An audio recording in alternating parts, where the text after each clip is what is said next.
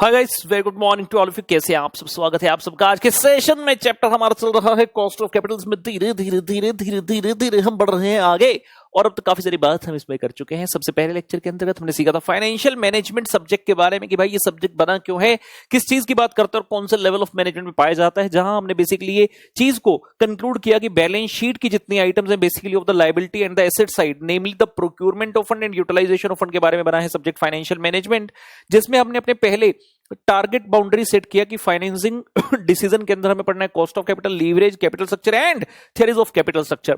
हमने स्टार्ट किया cost of capital को, जहां हमने जाना कि कॉस्ट ऑफ कैपिटल का मतलब है ऐसी cost which the organisation has to incur for the various sources of finance, long term sources of finance जो कि पार्ट ऑफ कैपिटल इंप्लॉयड है। हमने बेसिक वहां पर सीखा था कि भैया डेट, इक्विटी और प्रेफरेंस में सबसे ज्यादा रिस्की जो है वो इक्विटी है, थोड़ा कम रिस्की प्रेफरेंस है और लीस्ट रिस्की होता है डेट। इतना चीज करने के बाद हमने स्टार्टिंग किया था सबसे, ये पहला कॉन्सेप्ट था हमारा। उसके बाद हम आ गए थे कॉस्ट ऑफ इररिडीमेबल डेट पर, जो कि हमारा था कॉन्सेप्ट नंबर 2। वहां हमने सबसे पहले सीखा डेट के बारे में। हमने कहा भैया debt represents that sum of money जिसके लिए जो बोरोअर है वो लेंडर को पे करेगा fix payment in the form of interest. और इररिडीमेबल का मतलब क्या हो गया? इररिडीमेबल का मतलब the amount which the company has raised from the investors but it is not to be returned during the lifetime of the company, we can say so at the time of winding up ही जाएगा। यानी कि जो n है, जो last year है, that is not defined। मतलब कि जब तक ये डेट हमारे साथ चलेगा हमें हर साल एक पेमेंट करनी है जिसका नाम है इंटरेस्ट। लेकिन just because you are paying that item of interest doesn't mean कि वो आपकी कॉस्ट बन गई। हमने सीखा था कि जैसे ही आप इंटरेस्ट को डेबिट करते हैं उसके कारण आपकी इनकम कम होती है, नेट इनकम, जिसके कारण जो टैक्स है वो भी आपका कम जाएगा, क्योंकि ऑब्वियस सी बात है अगर इनकम कम है तो टैक्स भी कम देना पड़ेगा। Means by debiting an expense called interest, मेरा जो नेट लॉस है, जो नेट कॉस्ट है, वो इंटरेस्ट जितनी नहीं है, इंटरेस्ट में से माइनस कर दो टैक्स, सेविंग और इंटरेस्ट, वो हमारी बनती है लास्ट में जाकर नेट कॉस्ट। इस चीज को हमने रखना है याद। फॉर्मूला हमने बना लिया था, पूरी चीज डिटेल में सीखी थी, I इंटू 1 माइनस टी। फिर मैंने आपको सिखाया था generic formula of finding out the cost. Generic formula to find out the cost is भैया जितनी कॉस्ट है न्यूमरेटर में बटे funds, cost upon funds into 100। Just hold करेंगे।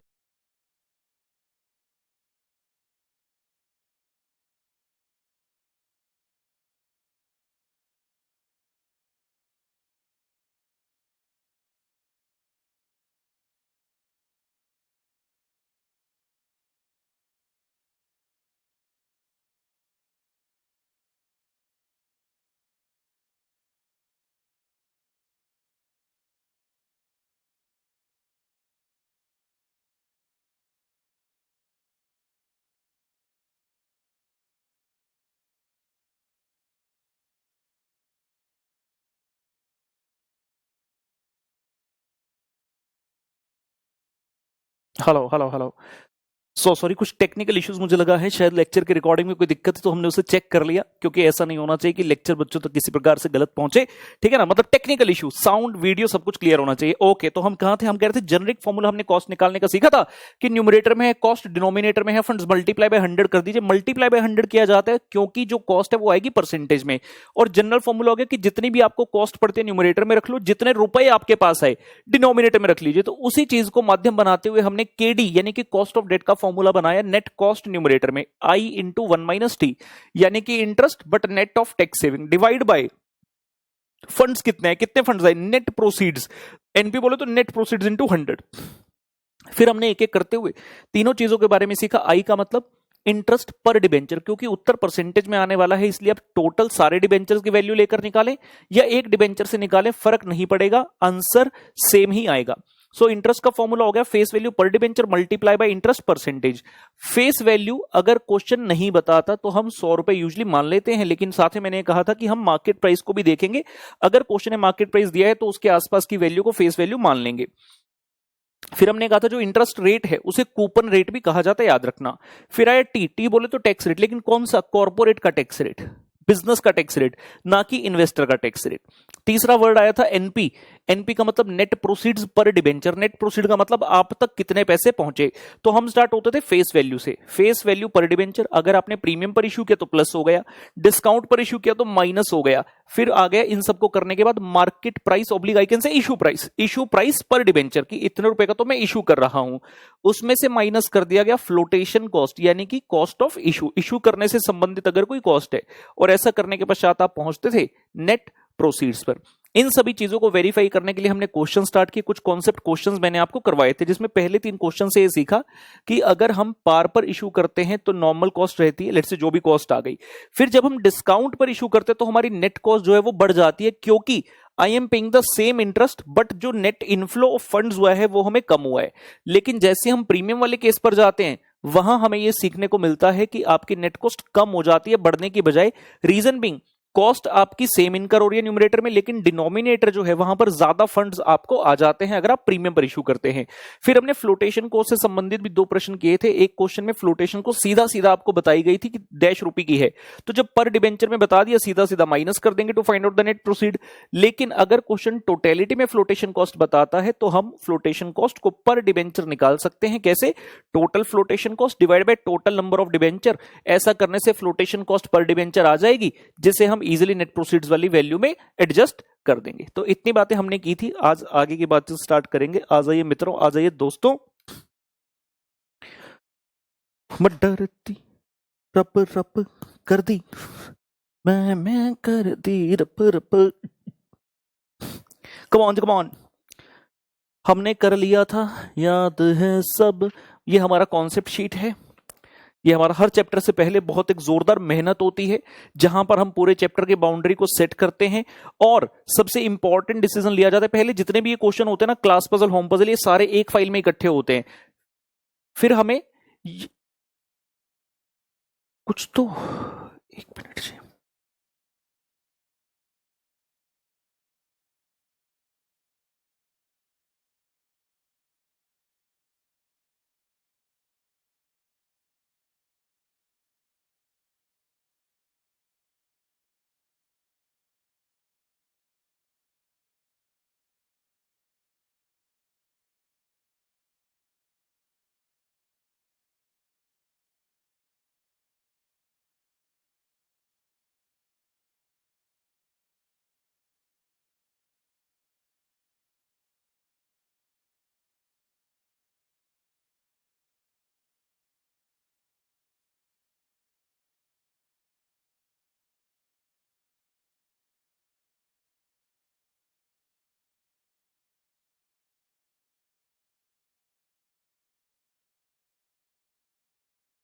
Hello I am sorry guys, मुझे लगा लाइट का कुछ इशू है तो हमारा लेक्चर बंद नहीं होना चाहिए, तो I had gone to check that. It's fine, I am so sorry for the inconvenience. Okay, तो हम कह रहे थे कि हमने कल कुछ किए थे प्रश्न। ओके, हर चैप्टर से पहले मैं बता रहा था कुछ मेहनत होती है, आपको बता रहा था कि नोट्स का तरीका क्या रहता है। तो जितने भी क्वेश्चंस होते हैं सबसे पहले सारे एक पर्टिकुलर फाइल के अंदर हम डाल लेते हैं, मतलब कंप्यूटर में, अपने लैपटॉप में। उसके बाद ये देखा जाता है कि कौन से क्वेश्चन एक दूसरे से बिल्कुल मिलते जुलते हैं, क्योंकि हमारा मेन पर्पस क्या रहता है, हम हर वैरायटी का क्वेश्चन करें। नंबर ऑफ क्वेश्चन में ऐसे ना खोजें कि एक ही टाइप का क्वेश्चन 10 क्वेश्चन कर रहे हैं एक ही टाइप के, उसका कोई फायदा नहीं। क्वालिटी पर ध्यान देना है, क्वांटिटी पर नहीं। वैरायटी पर ज्यादा ध्यान देना है, हमें हर टाइप का क्वेश्चन कवर करना है, इस प्रकार से कि ऑलमोस्ट एक क्वेश्चन अच्छे से पर्टिकुलर किया जाए। और जहां हो सकता है 99% केस में एक क्वेश्चन जैसा क्लास में करते हैं वैसा होमवर्क में दे दिया जाए फॉर एडेक्वेट प्रैक्टिस। तो मैं आपको यह बता रहा था कि सबसे पहला इंपॉर्टेंट टास्क होता है चैप्टर की बाउंड्री को सेट करना और अपने एक्सटेंसिव एक्सपीरियंस के बेस पर उस चैप्टर को डिफरेंट डिफरेंट पार्ट्स में बांटना, जो कि इस शीट पर हम लिखते हैं। ये मेरी खुद की शीट है ऑब्वियसली, ठीक है ना। नहीं तो बड़ा आसान है, क्लास में आओ, पढ़ाने लग जाओ, पहला टॉपिक है, दूसरा टॉपिक है। लेकिन ना, जैसे मैंने पहले लेक्चर में कहा था, मजा आता है अगर ऑर्गेनाइज्ड वे में चलें, एक स्टैंडर्ड वे में पढ़ाया जाए। तो मेरा जो भी सब्जेक्ट में पढ़ाता हूं, पढ़ाने का तरीका यही है। सबसे पहले हर चैप्टर के कॉन्सेप्ट शीट तैयार होती है, सारे कॉन्सेप्ट उसके अंदर हम लिख लेते हैं। जैसे कि इस पर्टिकुलर चैप्टर के हमने 21 कॉन्सेप्ट लिखे हैं, 21 कॉन्सेप्ट लिखे हैं बाइफरकेट करते हुए। हर कॉन्सेप्ट से संबंधित प्रश्न जो है क्लास में किए जाएंगे, होमवर्क में दिए जाएंगे।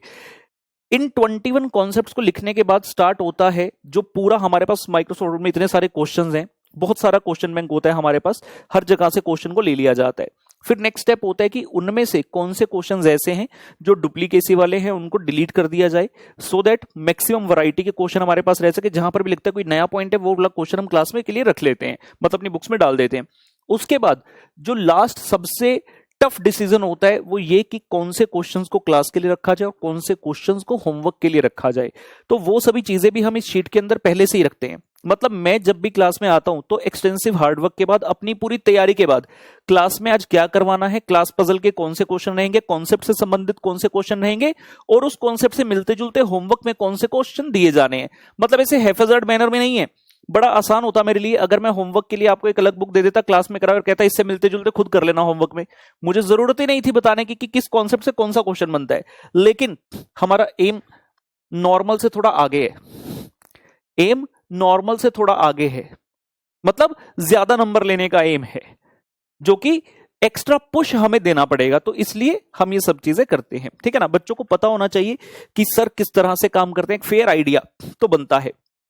चलिए हम आ जाते हैं आगे। मैंने आपको ये प्रश्न भी करा दिया था, ये मेरा है।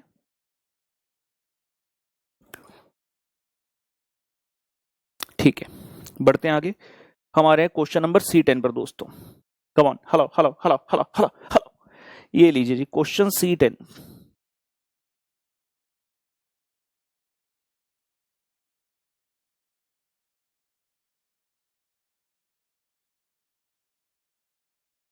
Question C10।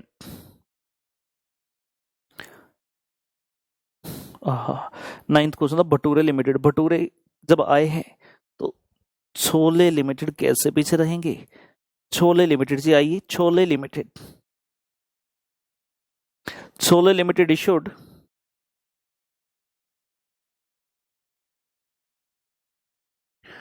10% debentures of rupee 10 lakh bracket में 100 each in the year 2015, full stop, in year 2022, in year 2022 they again want to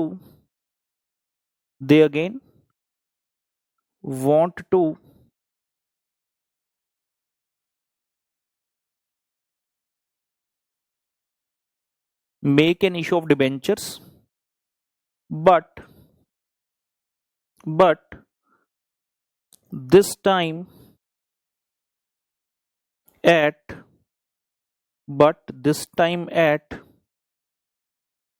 300 basis points over the earlier rate, but this time at 300 basis points over the earlier rate.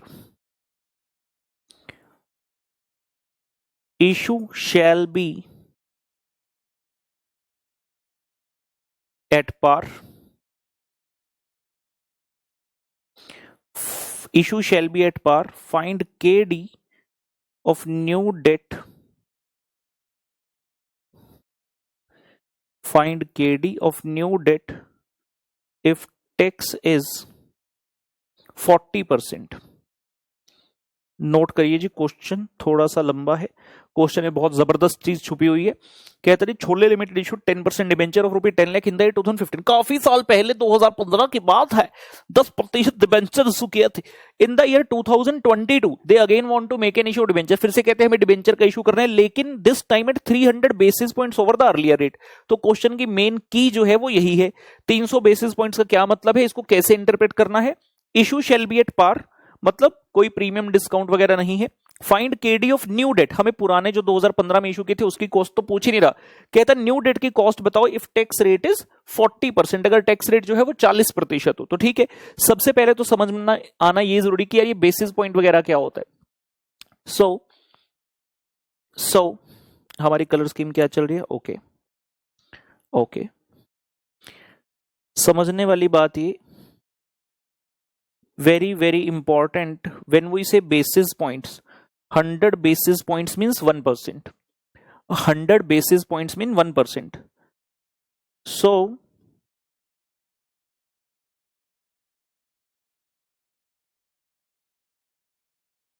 So 300 basis points कितना हो गया जी? 300 basis points is 3%। ये बात समझ लीजिए। 100 basis point mean 1%, 300 basis point mean 3%। सवाल खड़ा हुआ ये बेसिस पॉइंट का लफड़ा क्या है? Why to use this, why it is used? Example है, एक एग्जांपल से समझने की कोशिश करेंगे ये हो क्या रहा है। मान लीजिए ओल्ड रेट, लेट्स से एक बैंक की बात कर लेते हैं। एग्जांपल है, किसी बैंक का एक इंटरेस्ट रेट चल रहा है 10%। ओके, उनके जो बैंक के एमडी हैं एक मीटिंग करके अनाउंस करते हैं कि भैया जो इंटरेस्ट रेट है ना, it will increase by 2%। Interest rate will increase by 2%। तो बड़े बड़े ऑफिशियल्स की मीटिंग बुलाई गई उस बैंक के, और एमडी साहब बोले भैया आज से इंटरेस्ट रेट है 2% बढ़ा दो, और ऐसा कहकर चले गए। अब जो बाकी लोग थे वो सोच रहे हैं, तुक्का मार रहे हैं। तुक्का क्या? तुक्का 1। कहते पहले 10% था, 10% में 2% और जोड़ दो, ये हो गया 12%। कुछ लोग कहते नहीं नहीं ये तुम्हारा तुक्का गलत है, हम जो कह रहे हैं वो सही है। तुक्का नंबर 2, वो कहते पहले 10 था, अब जो 2% जोड़ना है ना वो 10 का जोड़ना है, मतलब 10 तो पहले से था। अब कैलकुलेटर पर करिए 10 प्लस 2%, ये आएगा 10.20, ये आया 10.20%। सवाल खड़ा हुआ इनमें से कौन सा सही है? देखा जाए तो दोनों सही है, क्योंकि क्लैरिटी नहीं है, सिर्फ इतना बोला interest rate will increase by 2%। तो इसीलिए प्रैक्टिकल लाइफ में जब भी इंटरेस्ट में कोई भी मूवमेंट बोली जाती है वो हमेशा बेसिस पॉइंट के माध्यम से चलती है। अब अगर यहां पर साहब ने ये कह दिया होता कि इंटरेस्ट रेट, अगर कहा होता interest rate will increase by let's say 200 basis points, अगर ऐसी बात बोली होती तो हम समझ आते 200 बेसिस पॉइंट्स का मतलब है 2%, यानी कि 10% प्लस 2%, तो आंसर हो जाता 12%। अगर वो बोलकर जाते interest rate will increase by 20 basis point, अगर बोलते 20 बेसिस पॉइंट, तो ये वाला उत्तर बनता। ये क्या है? 20 बेसिस पॉइंट्स। अगर वो ये बोलते तो उत्तर इस प्रकार से बनता। Are you getting my point? तो दो तरीके से इसको किया जा सकता है। मैं इसको थोड़ा सा फॉर्मली बता देता हूं सो दैट आप चाहें तो लिख भी सकें। तो ये दो तुक्के हो गए, लेकिन इनमें से सही अप्रोच क्या है? सो डिपेंड करता है सही अप्रोच क्या होती कि बेसिस पॉइंट्स में इसको बताया जाता। If increase by 200 basis points या फिर increase by 20 basis points. So 200 basis points का मतलब है 200 बेसिस पॉइंट्स का मतलब 2%। सो 10 प्लस 2 ये होता जी 12%।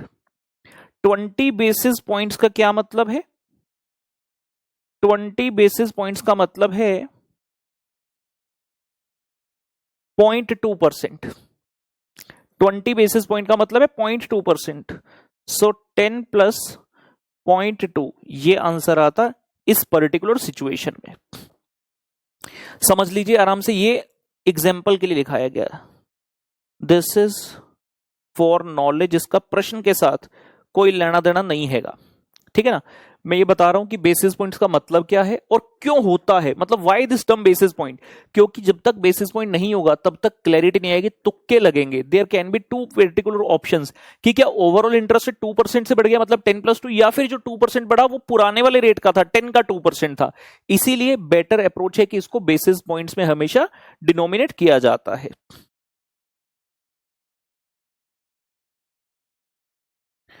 बेटर अप्रोच नोट करिए।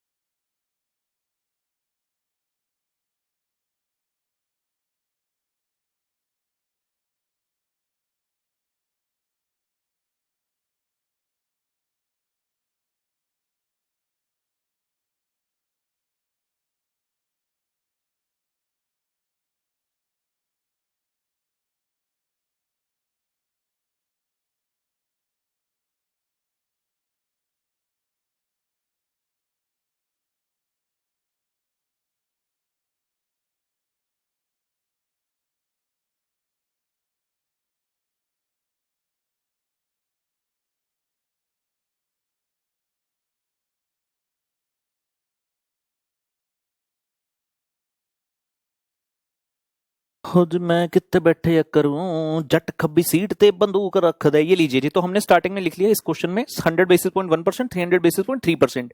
आपने जब पहले इशू किए थे, मैं वापस एक बार क्वेश्चन पर आऊं, आपने 10% वाले इशू किए थे इन द ईयर 2015। अब आप कहते 2022 में हम इशू करना चाहते हैं 300 basis points over the earlier rate, और 300 बेसिस पॉइंट का मतलब क्या है 3%। तो पुराना रेट 10 और 300 बेसिस पॉइंट मीन 3, तो नया रेट क्या हो गया 13%। तो आइए यहां से स्टार्ट करते हैं। सबसे पहले मार्क कर लेते हैं इंटरेस्ट रेट। अब हम करंट क्वेश्चन की बात कर रहे हैं। जो इंटरेस्ट रेट है आपका दैट इज 10% प्लस 3% यानी कि 13%, ठीक है ना। आइए इंटरेस्ट इन रुपी निकाल लें। हमें आई चाहिए, सिंपल लिखते ना, आई चाहिए। फेस वैल्यू 100 रुपए, 100 रुपए का 13%, 13 रुपी। अपने को टैक्स रेट चाहिए। क्वेश्चन ने क्या बोला 40%, चेक कर लें एक बार। जी हाँ, tax is 40%। And if I talk about net proceeds, क्योंकि क्वेश्चन में किसी प्रकार का डिस्काउंट प्रीमियम नहीं है, ना ही कोई कॉस्ट ऑफ इश्यू है, तो सेम एज फेस वैल्यू पर डिबेंचर हो गया जी 100 रुपी। फॉर्मूला तो हमें ज्ञात ही है, KD is equal to I into 1 minus T divide by NP into 100. So I is 13, 1 minus 0.4 divide by net proceeds which is 100 into 100. 13 छिक्के 78 should be 7.80% जी। कंप्लीट करिए, उम्मीद करते हैं बिल्कुल क्लियर हो गया होगा। कब के बिछड़े होए होए होए होए, 3 2 5 3 8 4 12। कितना नंबर से साडा 10। छोले लिमिटेड वाले से 10 नंबर। मैं 2 होर कराने इस कंसैप्ट ते तुहानू। बढ़िया क्वेश्चन। कियां लड़ियां लड़ी बीच बाजार, दिल मेरा लुट गया पहली बार। उसको बुलाया मैंने कितनी बार, आया नहीं चंद्रा एक भी बार। टोटे टोटे हो गया दिल, टोटे टोटे हो गया। ये लीजिए जी, हम आते हैं अगले प्रश्न पर। Question number C11।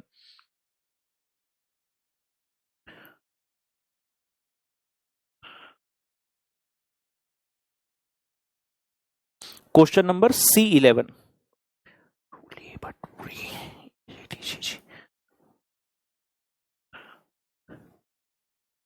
Lassi limited issued 14% 50,000 bonds of ₹1,000 each. Tax rate is 30%.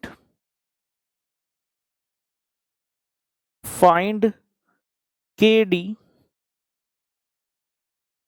if premium on issue is 12%. Lassi limited issued 14%, 50,000 bonds of ₹1,000 each. Tax rate है पुत्र 30%. Find KD if premium on issue is 12%. कैसे करेंगे ये question? जानबूझकर आपको लिखाया गया, जानबूझकर। जो बच्चे से शॉर्टकट वाले ना सीधा फॉर्मूला में भरते हैं, वो क्या करेंगे सीधा 14%। अब तक क्या हो रहा था 10% मतलब 10, अगर 12% है तो 12, 14% मींस 14। आई हो गया 14, 1 माइनस टी हो गया 0.3 और प्रीमियम वगैरह लगा के एनपी आ जाएगा। गलत। ये क्वेश्चन कराया क्यों जा रहा है, आइए देखें। जब आप कहोगे आई, जब आप कहोगे आई यानी कि इंटरेस्ट पर डिबेंचर, फॉर्मूला क्या है? Face value. कितनी फेस वैल्यू है? 1,000 रुपए। 100 रुपए नहीं है, तो जब आप 1,000 का 14% करोगे ये आएगा 140 रुपी, 140 रुपए का I. This is the very important point in the question. Tax rate कितना है? आसान है 30%। नेट प्रोसीड्स की बात करें तो हम कहेंगे फेस वैल्यू प्रति डिबेंचर जो कि है पुत्र 1,000 रुपए, प्लस आपने इशू किया है प्रीमियम पर जो कि है 12%। लेकिन गलती क्या होगी इसमें? फिर से 12 रुपए डाल देंगे बच्चे। 1,000 का 12% है ₹20, तो जो टोटल ये बनेगा दैट विल बी 1120। ₹1120 का आपका बनेगा जी नेट प्रोसीड्स, ठीक है ना। 1120 का नेट प्रोसीड्स, फॉर्मूला हमें पता ही है, KD is equal to I into 1 - T divide by NP multiply by 100। So when we fill the figures, I was 140, T is 30%, divide by net proceeds which is 1120.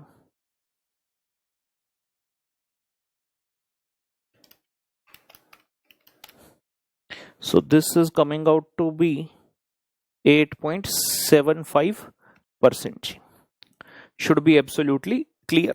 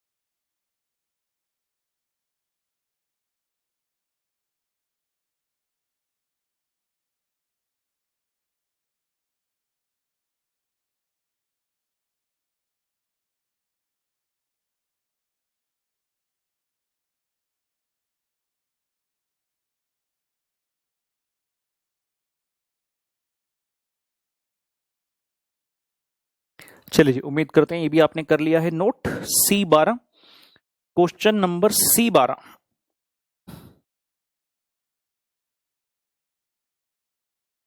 अच्छा, इससे पहले question number C12 पर जाएं, जरा एक चीज मुझे बतानी है।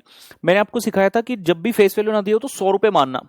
डिबेंचर में अगर कभी बॉन्ड वर्ड लिखा हो ना, बॉन्ड हमेशा ₹1000 के डिनोमिनेशन में इशू होते हैं यूजुअली, तो बॉन्ड के केस में अगर फेस वैल्यू ना दी वहां ₹100 नहीं ₹1000 मानेंगे। तो यहां कहीं हम लिख लें, जहां हमने डेट के बारे में लिखा था face value, if face value not known normally it is assumed to be 100,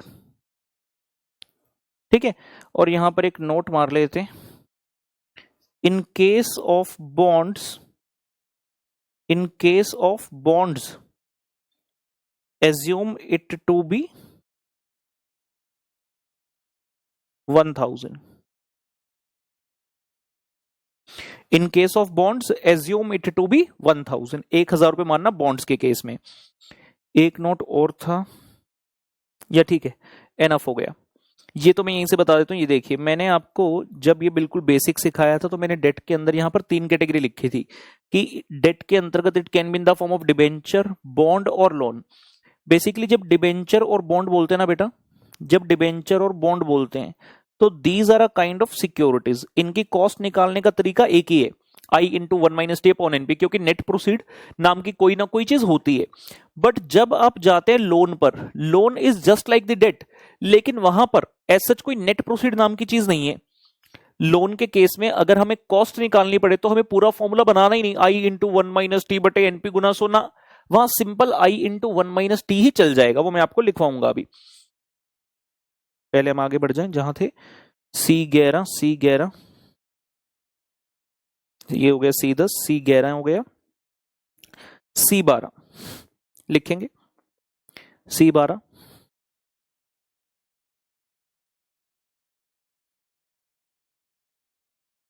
paneer limited raised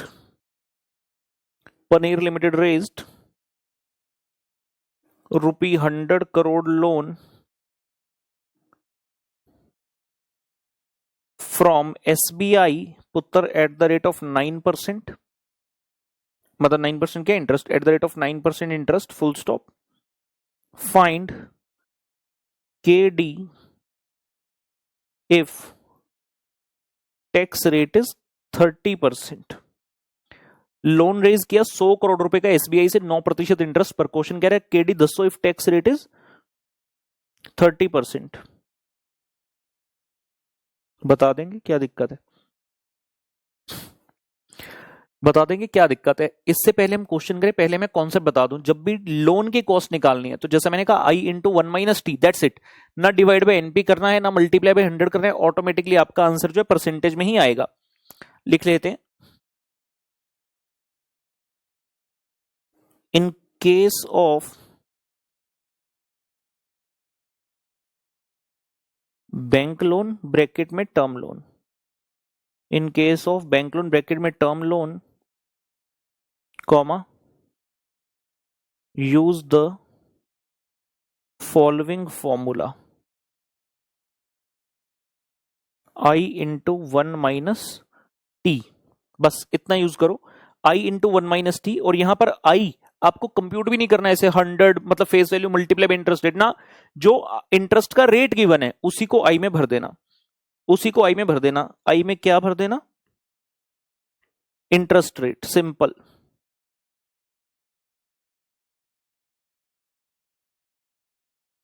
आई में इंटरेस्ट रेट भर देना, कौन सा? जो परसेंटेज वाला है।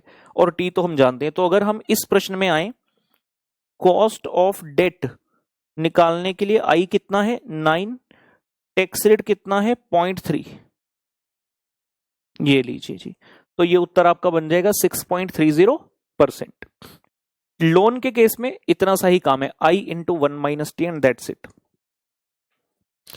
हैप्पी बर्थडे यार। बढ़िया प्रश्न करेंगे कभी, जिसके मन में हो सकता है कुछ बच्चों के मन में एक डाउट हो छोटा सा, ये प्रश्न करेंगे वो डाउट दूर हो जाएगा। और ये बहुत जबरदस्त प्रश्न हम करने जा रहे हैं। क्वेश्चन नंबर C13 जी, आइए। क्वेश्चन नंबर C13 आपके सामने ये रहा।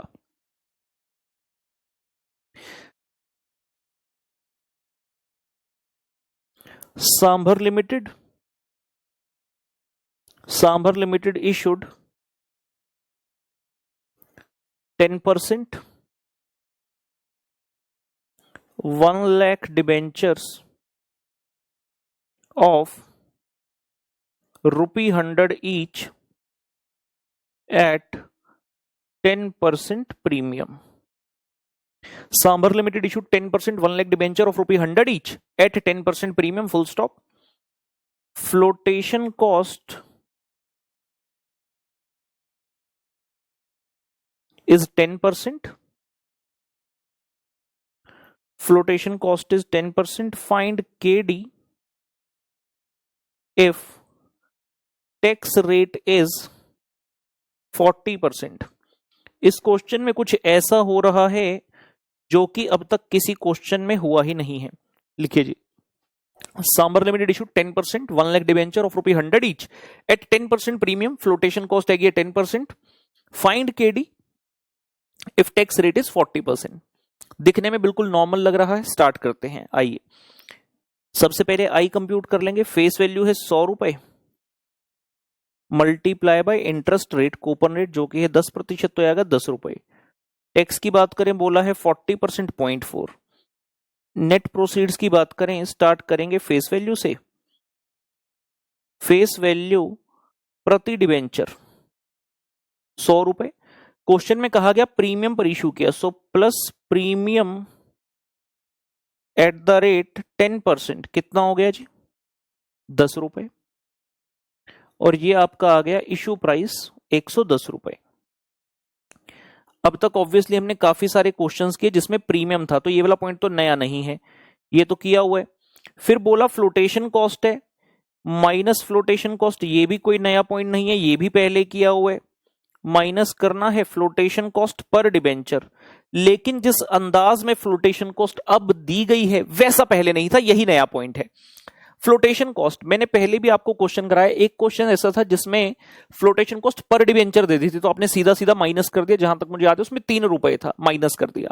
फिर एक क्वेश्चन था टोटल फ्लोटेशन कॉस्ट दी गई थी, उसमें आपने क्या किया, flotation cost per debenture compute किया, यहां रखकर माइनस कर दिया। यहां क्या है, परसेंटेज वाली। मैंने एक ऐसा क्वेश्चन भी कराया था जहां फ्लोटेशन कॉस्ट परसेंटेज में थी, लेकिन उस क्वेश्चन में ये नहीं था, तो जो फ्लोटेशन कॉस्ट थी वो सीधा ₹100 के ऊपर लग गई थी। लेकिन अब सिचुएशन, जैसे मैंने पहले कहा, ये सिचुएशन अब तक मैंने किसी क्वेश्चन में अराइज नहीं की थी, and this is very very important. This is very very important. Bharat भर का 90 से ज्यादा % स्टूडेंट इसी चीज में कंफ्यूज रहते हैं, फ्लोटेशन कॉस्ट लगानी कैसे है। मैं जब भी बताता हूं बड़े क्लैरिटी से बता देता हूं, जो हमारे स्टूडेंट हैं उनको कभी डाउट नहीं आना चाहिए, तो क्योंकि आप हमारे स्टूडेंट हैं आपके मन में डाउट कभी नहीं आएगा, मैं अभी सारी चीज क्लियर कर दूंगा। जैसी फ्लोटेशन कॉस्ट पर डिबेंचर लगाने गए, फ्लोटेशन कॉस्ट कितनी दी है जी 10%। सवाल खड़ा हो गया 10% किस पर लगाऊं, फेस वैल्यू पर लगाऊं या इशू प्राइस पर लगाऊं। इंस्टीट्यूट, आपके मन में सवाल आएगा सर इंस्टीट्यूट क्या करता है, बेटा काश इंस्टीट्यूट कोई एक दोनों में से करता लॉजिकली तो हम फॉलो कर लेते। इंस्टीट्यूट का कभी मन करता है फेस वैल्यू पर निकालता है, तो कभी मन करता है इशू प्राइस पर निकालता है। इंस्टीट्यूट का क्या है, इंस्टीट्यूट का क्या है, हमें अपने फ्यूचर के लिए सोचना है कि हम क्या करें, विद लॉजिक होना क्या चाहिए। सिंपल सी बात, फ्लोटेशन कॉस्ट में मेनली खर्चा कौन सा आता है, अंडर राइटिंग का। सबसे बड़ा खर्चा जो होता है अंडर राइटिंग का। अंडर राइटर कौन होता है, अगर आप लोग नहीं जानते, वैसे तो लॉ में पढ़ा होगा, अगर नहीं भी पढ़ा, छोड़ दिया, नहीं कराया गया, वट एवर द रीजन, मैं बता देता हूं। मान लीजिए मैं एक कंपनी में अपना पब्लिक इशू लेकर आ रहा हूं मार्केट में, सेबी कहता है कि 90% का मिनिमम सब्सक्रिप्शन होना चाहिए, ठीक है ना। मतलब अगर मैंने 1 लाख डिबेंचर पब्लिक के लिए उतारे हैं, तो उसमें से अगर पब्लिक ने 90,000 सब्सक्राइब ना किए मिनिमम, तो जितनों का पैसा आया होगा मुझे सबका वापस करना पड़ जाएगा। मान लो 85,000 डिबेंचर का पैसा आ गया, लेकिन 90,000 तक तो आया नहीं, तो मुझे सबका पैसा वापस करना पड़ जाएगा, और जो मेरे बिजनेस प्लान थे वो सब फेल हो जाएंगे। ऑब्वियस सी बात है, अगर एक बिजनेसमैन इस स्टेज तक पहुंच चुका है कि वो पब्लिक इशू करके पैसे रेज करना चाहता है, तो he doesn't want to lose out on this ground now just because of the fact कि वो लोगों से पैसे इकट्ठे नहीं कर पाया। तो एक पर्सन होते जी अंडर राइटर, वो कहता है मैं आपको अपनी सर्विसेज दूंगा, बदले में मैं आपसे कमीशन लूंगा। अंडर राइटर है कौन, एक बच्चा कह रहा है अंडरटेकर, अंडरटेकर नहीं पुत्र, under writer. Under writer is the person who gives the guarantee to you that if the public does not subscribe, I am there to subscribe। मतलब अंडर राइटर के आने से अपने को गारंटी मिल गया कि अपना पब्लिक इशू फेल नहीं होगा। अगर मान लो पब्लिक ने लिए 80,000, मुझे मिनिमम चाहिए थे 90,000, तो जो 10,000 है वो अंडर राइटर को लेना पड़ेगा, यानी कि मेरा इशू सक्सेसफुल होकर रहेगा, मेरे बिजनेस प्लान ध्वस्त नहीं होंगे। समझ रहे हैं बात, मेरे बिजनेस प्लान ध्वस्त नहीं होंगे। मतलब लाइबिलिटी एक तरह से किसके ऊपर आ गई, अंडर राइटर के ऊपर। लेकिन अंडर राइटर का तो काम है, अंडर राइटर का तो यही काम है, वो बदले में आपसे कमीशन भी तो लेगा अगर रिस्क ले रहा है। अंडर राइटर की कमीशन हमेशा परसेंटेज में होती है, अमाउंट में नहीं होती, परसेंटेज में होती है। मान लीजिए अंडर राइटर की कमीशन है 5%, फॉर एग्जाम्पल, सुनना ध्यान से, यही सेम केस है। मान लो आपके सामने 100 रुपए की मेरी फेस वैल्यू है, 10 का प्रीमियम 110 रुपए का।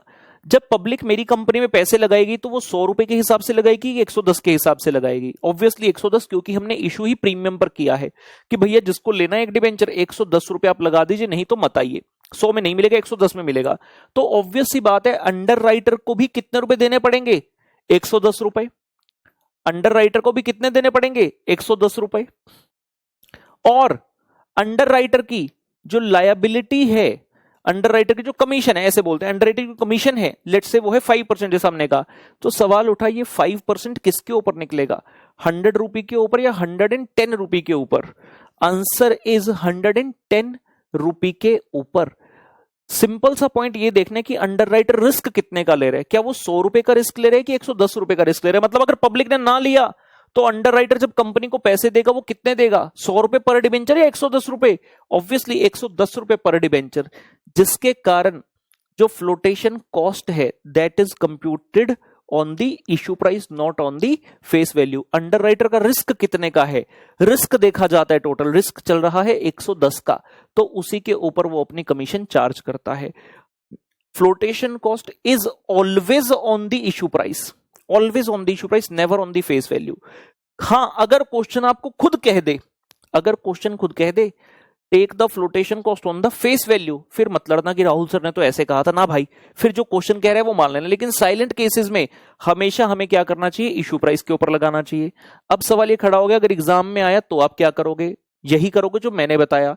लेकिन थोड़ी देर पहले मैंने ये भी कहा कि इंस्टीट्यूट कई बार इसे फेस वैल्यू पर भी कंप्यूट करता है, यानी कि इंस्टीट्यूट इस पॉइंट को एम्बिगुअस मानता है। और मैंने एम्बिगुअस के लिए रूल क्या दिया आपको, एक मूल मंत्र आपको दे दिया जिसको आप अपने साथ हमेशा रखो जब तक आप पढ़ाई कर रहे हो, कि भैया जब भी किसी पॉइंट में डबल ट्रीटमेंट पॉसिबल है और हम उसमें से कोई एक ट्रीटमेंट कर रहे हैं, हम अपना नोट लिख कर आएंगे। तो अगर आप मेरे स्टूडेंट हैं, मैं ये मानता हूं आप यहां पर लेंगे पहली बात तो 110 रुपए के ऊपर फ्लोटेशन कॉस्ट, और दूसरा नोट लिख कर आएंगे एग्जाम में that we have taken the flotation cost as a percentage of issue price. Institute sometimes takes on the face value also. ऐसा नोट लिख के आएंगे, ठीक है ना। इसको लिख लें एक बार। ये हमारा क्या आया था, इशू प्राइस पर डिबेंचर। फ्लोटेशन कॉस्ट की बात करें कैसे आएगा, 110 रुपए का इशू प्राइस मल्टीप्लाई बाय कितना फ्लोटेशन कॉस्ट था, 10%। 110 का 10% हो गया जी 11 रुपए, और ये आ गया आपके पास नेट प्रोसीड्स 99 रुपए। वेरी वेरी इंपॉर्टेंट, इसके बारे में नोट लिख देंगे।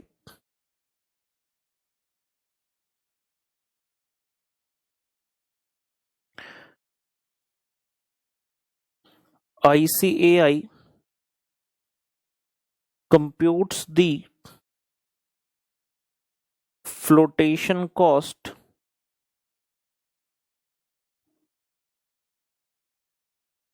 sometimes on face value and sometimes on issue price, full stop. However, more logical is issue price.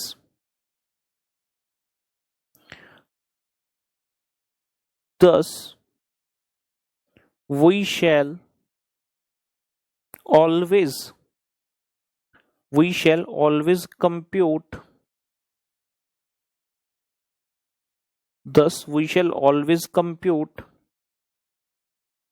flotation cost on issue price and write down the relevant note. Note का मतलब that we have computed the flotation cost as a percentage of issue price, ऐसा आप note लिखाएंगे, ठीक है ना। Full stop. Take flotation cost as a percentage of face value. Take flotation cost as a percentage of face value only when the question says so. Only when the question says so specifically. बिल्कुल clarity होनी चाहिए कि हमें किस situation में यहां पर क्या करना है। और ये चीज मैंने आपको भी बता दी कि इंस्टीट्यूट कभी कैसे करते बच्चों का ये फेवरेट काम लगता है मुझे। बच्चे क्या करते हैं, मेरा आंसर की फोटो क्लिक करते हैं, इंस्टीट्यूट के आंसर की फोटो क्लिक करते हैं और मुझे भेज देते हैं, सर ये देखो आपने ये कराया, इंस्टीट्यूट ने ये कराया। प्लीज हाथ जोड़ के कहता हूं, कर लो यकीन, प्लीज मुझे ऐसे मैसेज मत भेजिएगा कहीं पर भी, ना डाउट नंबर पर, ना इंस्टाग्राम पर, ना फेसबुक पर, ना यूट्यूब पर, ना टेलीग्राम पर, कहीं पर भी नहीं। जो भी सोशल मीडिया का चैनल आने वाले समय में भी चलेगा उस पर भी नहीं। ये मत सोचना सर टिंडर पे भेज दें, सर स्नैपचैट पे भेज दें, नहीं नहीं नहीं, ये चीजें कहीं पर भी नहीं आनी चाहिए। मैंने जब क्लास में बताई दिया कि इंस्टीट्यूट कभी कैसे करते कभी कैसे, मतलब मुझे तो ये पता है, बच्चे मुझे दिखाते कि सर देखो आपको नहीं पता, आपने ऐसे किया, इंस्टीट्यूट ने ऐसे किया। करने दो ना, करने दो ना। जब आप प्रोफेशनल लेवल पर आ गए हैं, कोई भी एक आंसर सही नहीं होता, बहुत बार मल्टीपल आंसर्स पॉसिबल होते हैं, हर एक की अपनी अजम्पशन है। आप आज की डेट में किसी चार्टर्ड अकाउंटेंट के पास चले जाइए, किसी लॉयर के पास चले जाइए, कोई राय लीजिए केस में, क्या हर कोई इंसान अपनी सेम राय देगा? The answer is no. हर किसी का अपना अपना सब्जेक्टिविटी के साथ आंसर आएगा। सेम गोज हेयर ऑल्सो, क्योंकि जब पूरी इंफॉर्मेशन क्लैरिटी से दी ही नहीं है यार, तो different person can interpret it in the different manner, ठीक है ना। तो इसलिए ऐसा काम नहीं करना। सर देखो इंस्टीट्यूट ने किया, आपने ये किया, मुझे पहले से पता है, इतने साल का एक्सपीरियंस है, बहुत रिसर्च करके आपको मैं पढ़ा रहा हूं, बिलीव मी, बाय गॉड की कसम, ठीक है ना। चलिए फॉर्मूला लिखते हैं, क्वेश्चन का अंत करते हैं। फॉर्मूला है साडा KD is equal to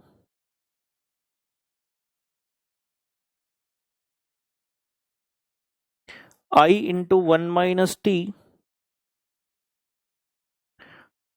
divide by NP into 100। किन्ना सी आई पुत्र इत्थे 70 रुपए, टी किन्ना हैगा 40 ते 90 किन्ना हैगा 99। 10 into 1 minus 0.4 divide by 99 into 100, 6/99 into 100, 6.06% जी। Very nice, very nice.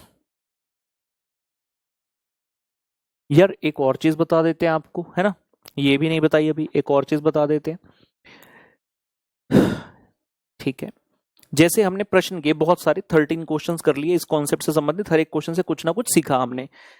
अभी हर क्वेश्चन में हमें ये बताया गया था कि इशू किस तरह से हो रहा है, या तो पार पर था, या डिस्काउंट पर था, या प्रीमियम पर था। मान लो क्वेश्चन सिर्फ इतनी इंफॉर्मेशन दे दे कि आपने 10% 1 lakh debenture of ₹100 each issue किए, और कुछ नहीं बताया डिस्काउंट, प्रीमियम, पार वगैरह, फ्लोटेशन कॉस्ट बता रहे हैं, टैक्स रेट वगैरह बता रहे हैं, सब कुछ बता रहे हैं, साथ में लिख दिया मार्केट प्राइस। ध्यान से सुनना मेरी बात। क्वेश्चन कहता कंपनी ने 10% डिबेंचर इशू किए इतने रुपए वाले, फेस वैल्यू बता दी, फ्लोटेशन कॉस्ट बता दी, टैक्स रेट बता दिया, साथ में दे रहा है मार्केट प्राइस। फेस वैल्यू 100 रुपए की है, डिस्काउंट प्रीमियम कुछ नहीं बताया गया था, मार्केट प्राइस 105 रुपए चल रहा है। क्या मतलब है इसका?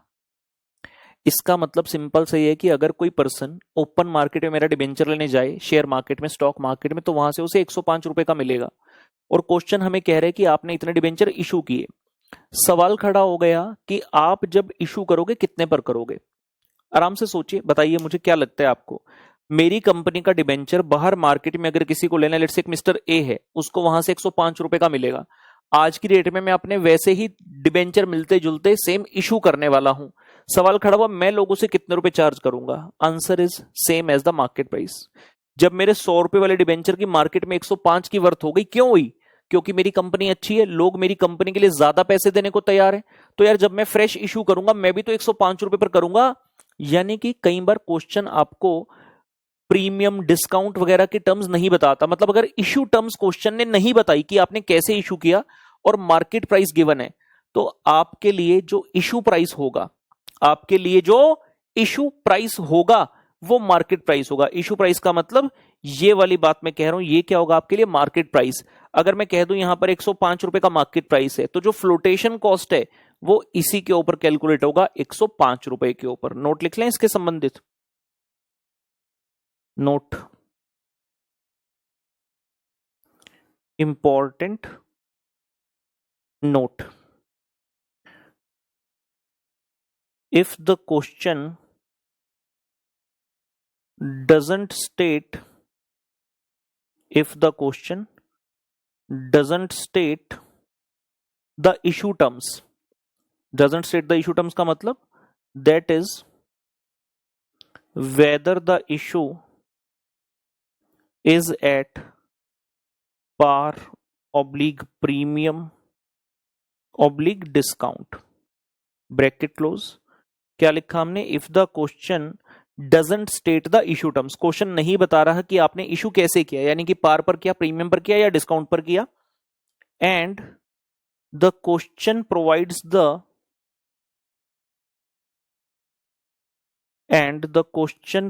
The market price, then and the question provides the market price, then take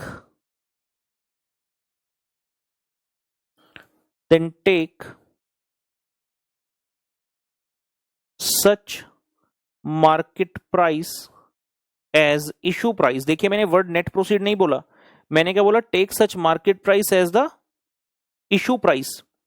क्योंकि बड़ी सिंपल सी बात है, जो मार्केट में लोग रेट देने को तैयार है मैं उसी पर इशू करूंगा। Take such market price as issue price and flotation cost if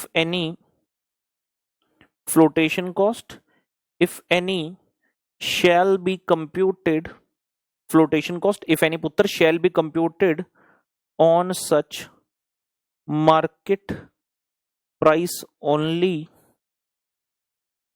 to arrive at the net proceeds।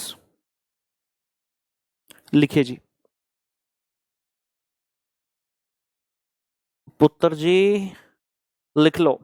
Question provides the market price, मैं एक बार वापस से रिपीट कर दूं सारा। If the question doesn't state the issue terms, question नहीं बता रहा कि इशू पार पर है, प्रीमियम पर, या डिस्काउंट पर, and the question provides the market price, market price दिया है, तो पहली बात तो ये समझ लो कि उस मार्केट प्राइस को आपने इशू प्राइस कंसिडर कर लेना, और क्योंकि अब ये मार्केट प्राइस इशू प्राइस बन गया तो फ्लोटेशन कॉस्ट तो इशू प्राइस पर ही होती है, तो इसी मार्केट प्राइस पर आपने फ्लोटेशन कॉस्ट कंप्यूट करनी to arrive at the net proceeds.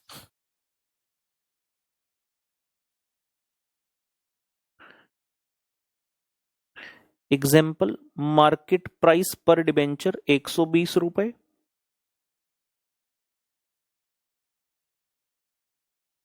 Flotation cost 15%, terms of issue not given. Question ने बताया ही नहीं कि आप इशू कैसे कर रहे हैं, तो हम क्या करेंगे,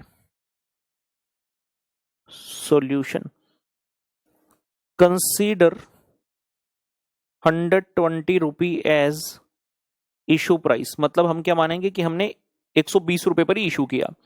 अकॉर्डिंगली आप कहेंगे जो हमारा मार्केट प्राइस पर डिबेंचर है यही इशू प्राइस हो गया, और जब फ्लोटेशन कॉस्ट माइनस की जाएगी वो इसी में से माइनस की जाएगी, 120 का ही 15% आप करेंगे।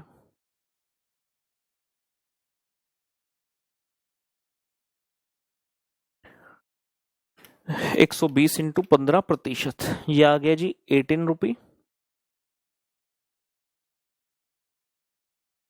तो अपना जो नेट प्रोसीड्स आया वो होगा 102 रुपए।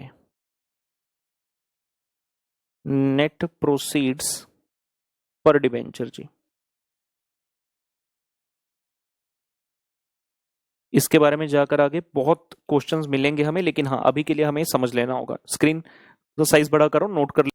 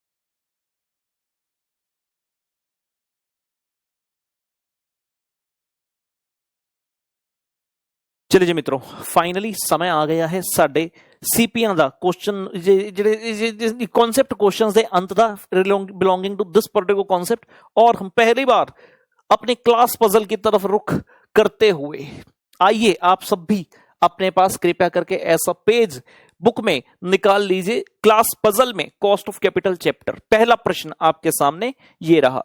पहला प्रश्न है हमारा इसी कॉन्सेप्ट से, मॉड्यूल का प्रश्न, बहुत बढ़िया। आइए करते हैं। कहता जी 5 years ago, 5 साल पहले, Katrina limited Kamal Kamal Kamal Kamal issued 12% irredeemable debenture. ठीक है, इररिडीमेबल है मतलब हमारे इसी कॉन्सेप्ट का प्रश्न है। 12% वाले इशू के मतलब कूपन रेट है 12% एट ₹103। कहता that is at ₹3 premium to their par value of 100। Par value मतलब फेस वैल्यू 100 थी, 3 का प्रीमियम लगाया तो 103 का इशू किया। कब? 5 साल पहले। कहते current market price of the debentures is 94। ओहो, 103 का इशू किया था लेकिन आज 94 का पहुंच गया, मतलब परफॉर्मेंस अच्छी नहीं है कंपनी की। जब दिया लोगों को तो 103 का, मतलब लोगों को लग रहा था कंपनी बड़ी अच्छी है, लेकिन धीरे धीरे धुंधली पिक्चर क्लियर हुई तो अब डिबेंचर हमारा नीचे आ गया 94 पर। If the company page corporate tax at the rate of 35%, what is its current cost of debenture capital. Current cost of debenture capital क्या मतलब है? आज की कॉस्ट बताओ, या फिर सिंपल सी बात, अब जब भी कभी भी कोई भी कॉस्ट निकालोगे, केडी, केपी, केई, केआरई, किसी भी चीज की, आपने हमेशा ये सोचते हुए निकालना कि अगर हम आज की डेट में इशू करें तो पोजीशन क्या होगी। अगर मैं सोचूं यहां पर फेस वैल्यू तो 100 रुपए है, वो तो उसने बता दिया। आई कितना है? 12%। टी कितना है? 35%। बात बची एनपी की। नेट प्रोसीड अगर 5 साल पहले निकालता तो मैं नेट प्रोसीड्स कितनी लेता? 103 रुपए। कब? अगर हम 5 years अगो इस डिबेंचर की कॉस्ट निकालते। लेकिन आज की डेट में जब मैं कॉस्ट निकाल रहा हूं, आज की डेट में आपका मार्केट प्राइस क्या है? 94। मुझे ये बताइए, अगर मार्केट में 94 रुपए का प्राइस चल रहा है, एज अ कंपनी मैं इसको कितने का बेच सकता हूं? क्या मैं इसको 103 का बेच सकता हूं? क्या मैं 100 का बेच सकता हूं? Answer is no. जब पर्सन को, कोई भी इन्वेस्टर जिसको मेरा ये डिबेंचर चाहिए, जब मार्केट से 94 का मिल ही रहा है तो वो मुझे 94 से एक भी फूटी कौड़ी एक्स्ट्रा क्यों देगा? जब मार्केट से 94 का मिल ही रहा है, मैं उसे 100 का कैसे बेच दूं? मैं 103 का कैसे बेच दूं? इसीलिए थोड़ी देर पहले जो हमने नोट लिखा वो काफी इंपॉर्टेंट है कि मार्केट प्राइस में जो चल रहा है, इन्वेस्टर आपको उससे ज्यादा 1 रुपया नहीं देने वाला। तो जब इस प्रश्न को हम सोल्व करेंगे, यहां पर नेट प्रोसीड्स कितनी ली जाएगी? 94 रुपी, ना कि 103 रुपी। 5 साल पहले करते तो 103 रुपए आता, लेकिन आज की डेट में कर रहे हैं तो 94 हमारा नेट प्रोसीड्स बनेगा। आइए जी, let us solve this question. पहला प्रश्न का उत्तर हमारे सामने, आंसर ओए होए होए होए होए, ये लीजिए जी, आंसर नंबर 1। Answer number 1। सबसे पहले सारे वेरिएबल्स फ्रीज करें। आई फेस वैल्यू 100 रुपए, 100 रुपए का पुत्र 12%, 12 रुपए। टी कितना आएगा? 35% मतलब 0.35। और नेट प्रोसीड्स की बात करूं तो इसमें क्या लेंगे? मार्केट प्राइस पर डिबेंचर जो आज की डेट में चल रहा है, विच इज 94 रुपी।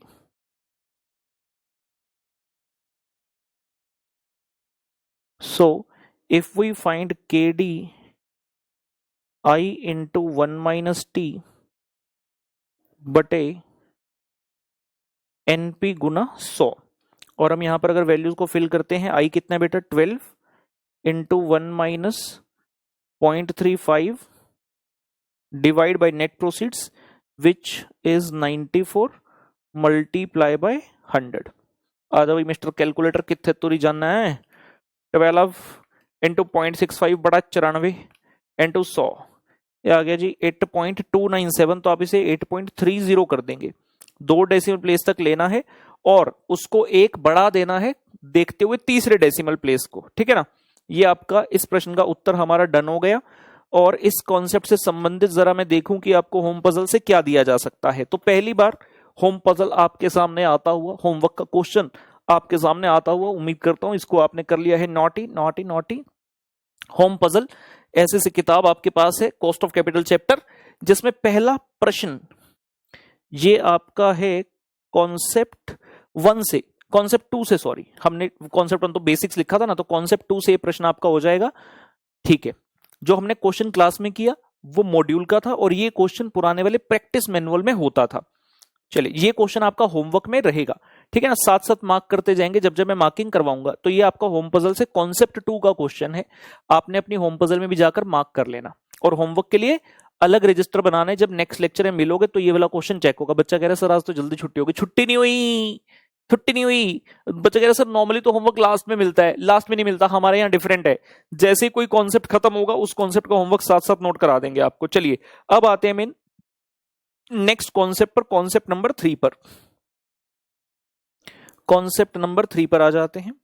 ये कॉन्सेप्ट नंबर 2 हमारा खत्म हो गया।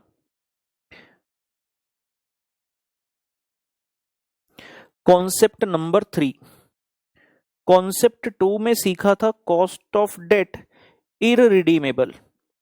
अब आ रहा है कॉस्ट ऑफ डेट रिडीमेबल, जिसमें हम कौन सा मेथड करें, approximation method. Cost of debt redeemable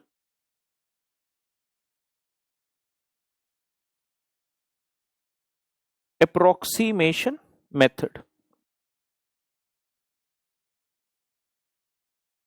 क्या हमारी लाइन सीधी है? जी बिल्कुल सीधी है।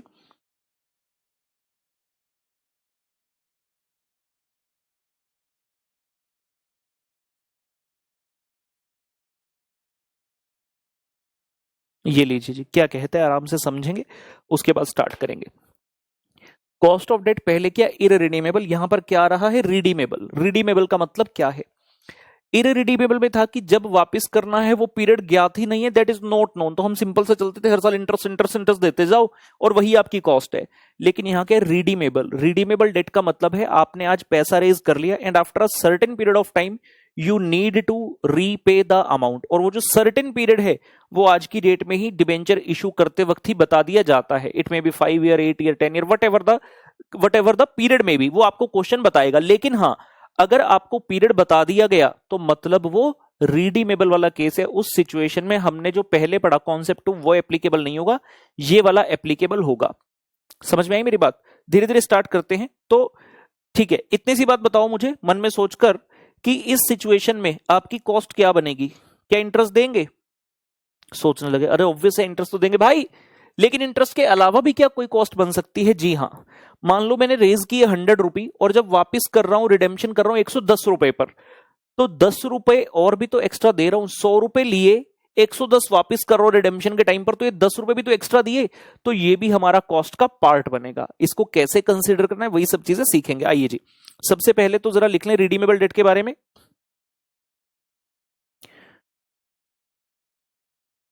Redeemable date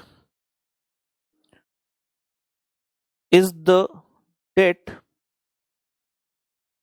which is to be paid back, मतलब रिडीम करना है जिसको, which is to be paid back Uttar after a certain period of time.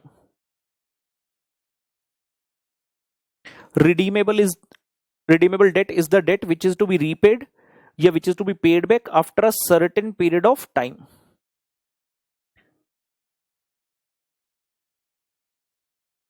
This time is known, ये ऐसे लिखते हैं, this time is specified at the time of, ठीक है, this time is specified on the issue of debt. मतलब अगर आपने redeemable date issue किया तो इशू के समय ही जो ये टाइम है रिडेम्पशन का उसे स्पेसिफाई कर दिया जाता है। तो हम क्या कह रहे हैं ये देखते हैं। ये क्या है, याद है ना, ये क्या था, ये था आज, मतलब टुडे, मतलब प्रेजेंट।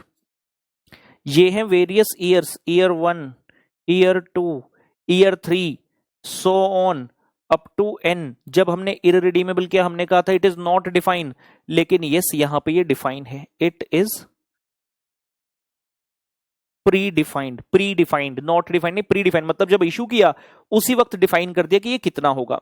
आज की डेट में हमारे पास क्या पैसा आया होगा, आज की डेट में अपने पास पैसा आया होगा नेट प्रोसीड्स का, तो यहां हुआ प्लस नेट प्रोसीड्स, यहां क्या गया इंटरेस्ट, यहां क्या गया इंटरेस्ट, यहां क्या गया इंटरेस्ट, लेकिन साथ में यहां पर एक और चीज गई, आरवी।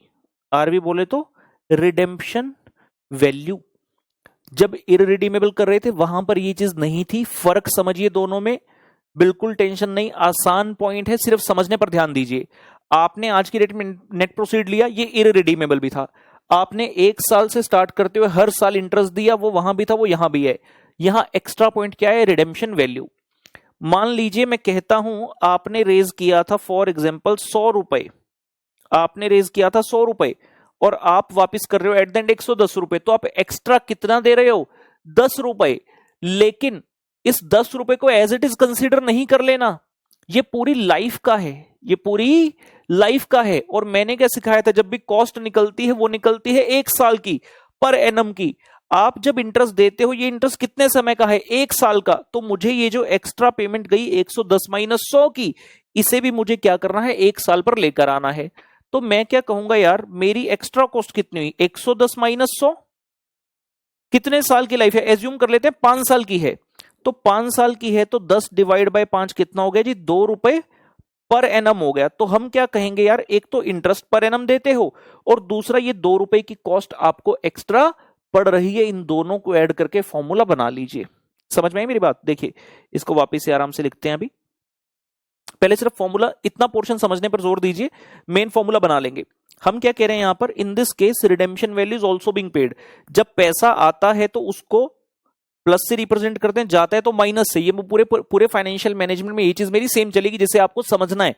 जब मैं लिखता हूं +100 मतलब आया कंपनी के पास, -110 मतलब कंपनी से गया। अब कोई बच्चा कहेगा सर हमें क्या पता कंपनी के पास आया कि इन्वेस्टर के पास आया, किससे गया, कंपनी से कि इन्वेस्टर से।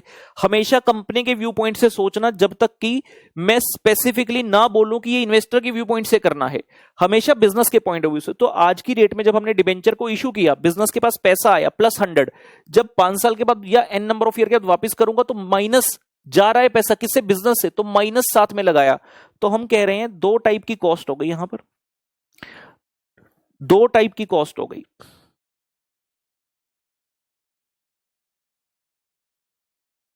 क्या ये चीज है? ठीक है। हम कह रहे हैं there are now 2 types of cost. एक क्या है आपका? इंटरेस्ट, जो कि पहले भी था, और दूसरा है difference between NP and RV. Redemption value और नेट प्रोसीड का जो डिफरेंस है वो भी हमारे लिए कॉस्ट बन गया। लेकिन बात समझने की है कि ये है कि इंटरेस्ट जो होता है वो पर एनम है, और इसको आप पर एनम कैसे बनाओगे? आप कहोगे RV minus NP divide by N. हम कहेंगे रिडेम्पशन वैल्यू में से नेट प्रोसीड माइनस कीजिए, डिवाइड कर दिए एन से। एन क्या था? लाइफ। ऐसा करने से ये क्या होगा? ऐसा करने से ये वाली जो कॉस्ट है मेरे पास आ जाएगी पर एनम बेसिस पर, कि ये तो पूरी लाइफ की होगी। आरवी माइनस एनपी तो पूरी लाइफ की कॉस्ट रिप्रेजेंट कर रहा है, लेकिन जैसे उसको डिवाइड बाय एन करूंगा, एन का मतलब लाइफ, अभी लिखेंगे सब कुछ, डोंट वरी। तो ऐसा करने से मेरे पास ये वैल्यू पर एनम आ जाएगी। तो हम क्या करेंगे? फाइनली इन दोनों को ऐड करेंगे और अपनी कॉस्ट को निकाल लेंगे। हमने एक तरह से क्या किया, हम न्यूमरेटर में क्या ले रहे हैं? Average cost. हम न्यूमरेटर में क्या ले रहे हैं? Average cost. मतलब एवरेज कॉस्ट का मतलब एक इंटरेस्ट, और दूसरा हमने इसका क्या किया? एवरेज निकाल लिया कि 110 वापस कर रहे हो, लिया था 100 डिवाइड बाय 5, तो ऑन एन एवरेज हमने कर लिया। जब न्यूमरेटर में एवरेज ले रहे हो तो हम डिनोमिनेटर में भी एवरेज लेंगे। जब तक हमारे पास सिर्फ ये वाली वैल्यू थी हम डिनोमिनेटर में 100 रुपए ले लेते थे, लेकिन आज मेरे पास एक 110 भी है। जैसे होता है ना ट्रेडिंग अकाउंट में ओपनिंग स्टॉक, क्लोजिंग स्टॉक, तो यहां पर हमारे पास ओपनिंग वैल्यू, क्लोजिंग वैल्यू, हम क्या करेंगे? इसका एवरेज लेंगे, opening plus closing upon 2 denominator में, तब जाकर हमारा फॉर्मूला कंप्लीट होगा। देखते हैं यहां पर कुछ मुझे स्पेशल लिखवाने की आवश्यकता है? नहीं है। ठीक है, इतनी बात समझ में आ गई, ठीक है ना। ये हमने क्या बोला, ये जो एनपी है, जो पैसा आया था, this will be repaid at the end of nth period. इसको हम वापस भी करेंगे, ठीक है ना। चलिए आराम से अब फॉर्मूला बनाते हैं। फॉर्मूला में 2 चीजें आ गई, एक है आई और दूसरा है RV minus NP upon N. Formula लिखने से पहले चलो समझा ही देता हूं, पहले पूरी चीज समझ लेते हैं। यहां पे ना 2 स्कूल ऑफ थॉट चलते हैं। मैंने आपको ये तो बताया था कि आई जो है हमेशा नेट कॉस्ट लेना 1 माइनस टी। जब यहां आए ना, when we come at this particular junction, RV minus NP upon N पर। तो एक स्कूल ऑफ थॉट क्या बोलता है, RV minus NP upon N, जो किया आपने 1 साल का खर्चा आ गया, इसको भी कर लो इंटू 1 माइनस टी। मतलब एक स्कूल ऑफ थॉट ये कहता है कि आपको इसके ऊपर भी टैक्स सेविंग मिलेगी। आपका बेसिकली जो हर साल का खर्चा हो गया आप अमोर्टाइज करोगे, पीएनएल के अंदर डालोगे, जैसे ही पीएनएल में डालोगे इनकम कम हुई तो आपका टैक्स का सेविंग हो गया। एक स्कूल ऑफ थॉट ये कहता है, लेकिन दूसरा स्कूल ऑफ थॉट क्या बोलता है, RV minus NP upon N, बस इतनी सी बात, वो 1 माइनस टी को कंसीडर करते ही नहीं है। वो कहते नहीं इसके ऊपर टैक्स सेविंग नहीं लेनी। दोनों ही बिल्कुल सही हैं, दोनों में से कुछ भी गलत नहीं है। प्रैक्टिकल लाइफ में कुछ कंडीशंस अगर आप फुलफिल करते हैं तो इनकम टैक्स में आपको सेविंग मिल जाती है, लेकिन हमारे फाइनेंशियल मैनेजमेंट में जो ज्यादा पॉपुलर है वो है ये वाला, जिसमें 1 माइनस टी नहीं होता है। तो यहां पे बेसिकली हो क्या रहा है, टैक्स सेविंग्स कंसीडर हो रही है और यहां पर टैक्स सेविंग्स कंसीडर नहीं हो रही है। मैं आपको पूरा फॉर्मूला आराम से लिखवा रहा हूं अभी, ठीक है ना, फिर भी जो कोई बच्चा इसको लिखना चाहे लिख सकता है फिर, लेकिन मैं प्रॉपर फॉर्मूला अभी आपको लिखवाने वाला हूं। मेन पर्पस क्या है, रिडीमेबल डिबेंचर जब करेंगे हमारी कॉस्ट दो टाइप की है, एक है interest net of tax I into 1 minus T, और दूसरी है RV minus NP upon N. अब आरवी माइनस एनपी अपॉन के ऊपर टैक्स सेविंग है या नहीं है, उसके बारे में there are two schools of thought. हमारे मॉड्यूल में दोनों फॉर्मूला दिए गए हैं, लेकिन जो यूज होता है प्रैक्टिकली मतलब एग्जाम पर्पस के लिए, practically not in the practical world, practically जो यूज होगा हमारे एग्जाम पर्पस के लिए वो होगा विदाउट टैक्स सेविंग वाला। मतलब RV minus NP upon N को 1 माइनस टी से मल्टीप्लाई नहीं करना। लेकिन इसका मतलब ये नहीं कि कभी होगा नहीं, इंस्टीट्यूट ने कभी पूछा नहीं, लेकिन हाँ अगर हमसे कभी कह दे कि इसके ऊपर भी टैक्स सेविंग कंसीडर करो, हो सकता है क्वेश्चन बना दे, ऐसा कोई बड़ी बात नहीं है और घबराने वाली बात नहीं है। अगर क्वेश्चन कह दे कि टैक्स सेविंग कंसीडर करो तो फॉर्मूला में RV minus NP upon N के बाद भी 1 माइनस टी लगा देना, क्या बड़ी बात है, ठीक है ना। अब हम प्रॉपर इसका बकायदा फॉर्मूला लिख लेते हैं जी। ये लीजिए फॉर्मूला पर चल रहे हैं।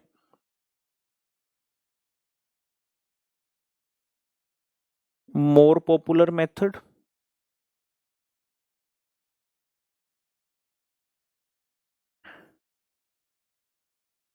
लेस पॉपुलर मेथड जी। मोर पॉपुलर मेथड कौन सा है, only interest is allowed in P&L account for tax purpose, only interest is allowed in P&L account for tax purpose। और लेस पॉपुलर मेथड में लिखिए interest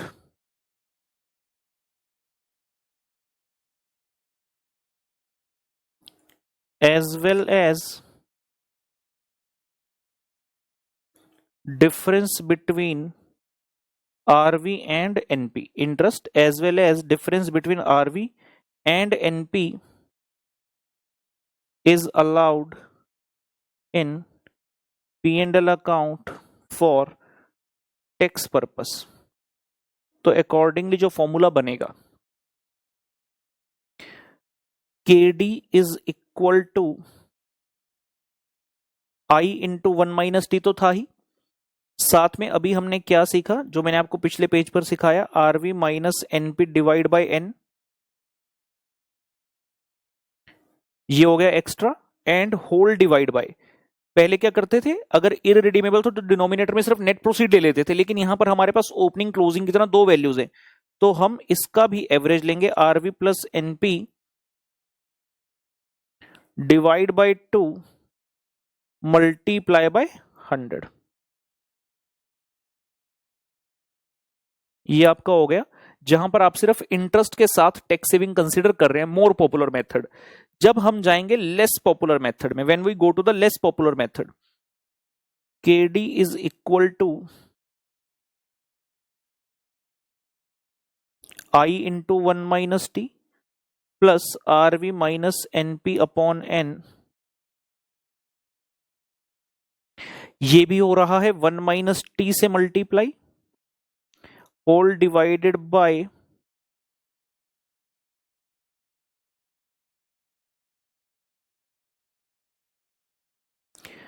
RV plus NP upon 2 multiply by 100।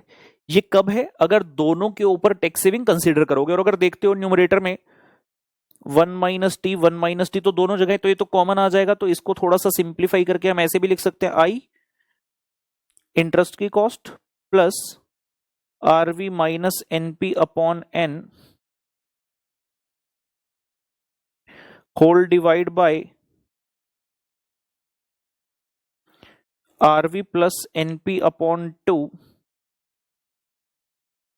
Into 1 - t, पूरी bracket. और क्योंकि 1 - t common था तो यहां आ गया इंटू 1 - t इंटू 100। जैसे ही आपने ब्रैकेट से बाहर लिया 1 - t, इसका मतलब है कि 1 - t जो है वो दोनों से मल्टीप्लाई हो रहा है, इंटरेस्ट से भी और RV minus NP upon N से भी।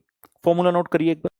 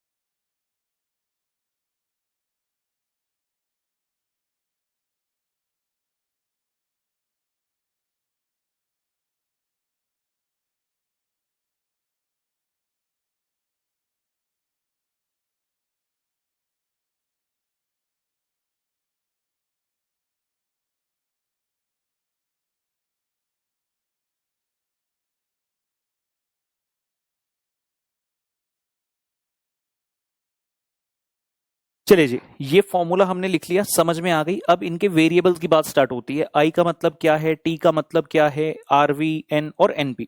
एक एक करते हुए सभी चीजें लिख लेंगे। सबसे पहले स्टार्टिंग विद दी आई, बिल्कुल सेम है जो हमने पहले लिखा था, लेकिन क्योंकि नया कॉन्सेप्ट है तो लिख लेते हैं एक बार फिर से। हम कहेंगे आई का मतलब है इंटरेस्ट पर डिबेंचर। बेटा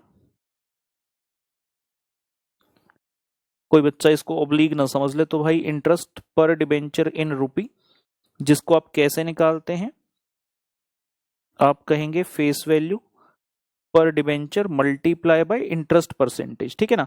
बाकी सारी बातें जो एडिशनल थे नोट्स वगैरह वो हमने लिखे हुए कि इंटरेस्ट का मतलब कूपन रेट होता है, फेस वैल्यू ना बताए तो 100 मानना, बॉन्ड के केस में 1000 मान लेना, एक्सेट्रा एक्सेट्रा। ठीक हो गया आई। फिर बात I T. T is nothing but the tax rate of the corporate. T है आपका कॉर्पोरेट का tax rate. NP is net proceeds पर डिबेंचर इन रूपी। एनपी इज नेट प्रोसीड्स पर डिबेंचर इन रूपी। इसको ऐसे लिख दे सेम, ये ठीक है, चलो कोई बात नहीं, हम इसको लिख देते हैं फेस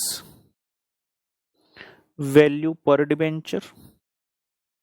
अगर प्रीमियम ऑन इशू है प्लस कर दीजिए, डिस्काउंट ऑन इशू है तो माइनस कर दीजिए। ऐसा करने से आपके पास आ जाएगा इशू प्राइस पर डिबेंचर। ऐसा करने से आपके पास आ जाएगा इशू प्राइस पर डिबेंचर।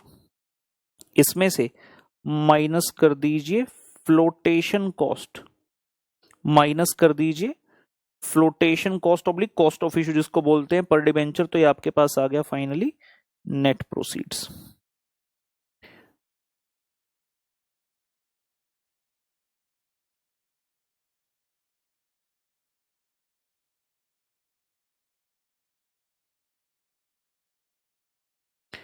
तो ये फाइनली आ गया आपके पास जी नेट प्रोसीड्स पर डिबेंचर। सेम है बिल्कुल जैसे किया था पहले। बात आई एन की। एन का मतलब क्या है, लाइफ ऑफ डिबेंचर। एन क्या है, लाइफ ऑफ डिबेंचर। ये तो क्वेश्चन आपको बताएगा, अगर नहीं बताया मतलब क्वेश्चन इररिडीमेबल डेट का है। Life of debenture in years, मतलब कितने साल के डिबेंचर हैं, कितने साल बाद आपको उनको रीपे करना है। And means life of debenture in years. एक वेरिएबल हमारा बच गया जिसका नाम है आरवी। आरवी का मतलब क्या है? रिडेम्पशन वैल्यू पर डिबेंचर। लिखेंगे जी RV means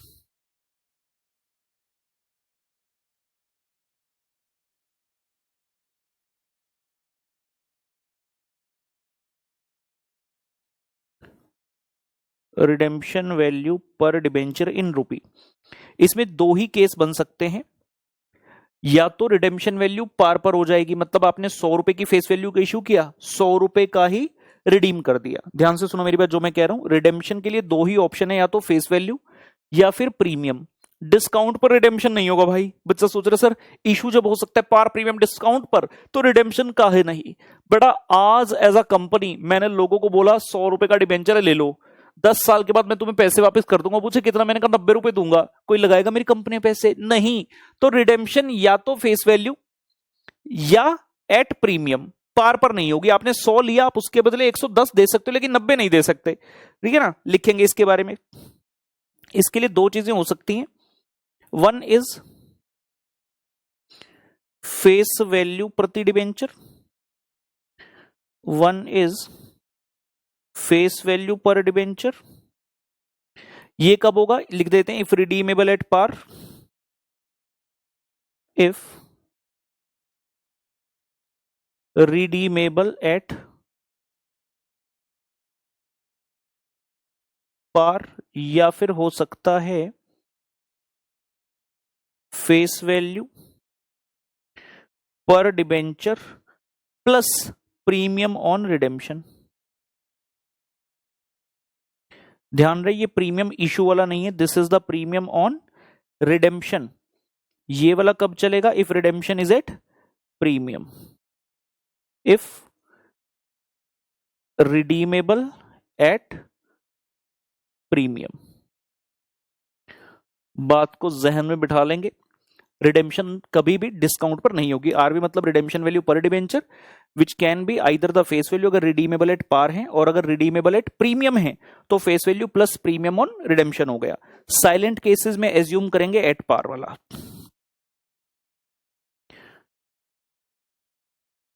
assume this in silent cases. Obvious सी बात है, अगर क्वेश्चन ने कुछ भी नहीं बताया कि रिडेम्पशन कैसे हो रही है, तो हम थोड़ी अपने पल्ले से प्रीमियम एज्यूम करेंगे। हम तो ये मानेंगे कि पार पर हो रही है भाई। सिंपल। नोट कर लीजिए भली भांति इसे।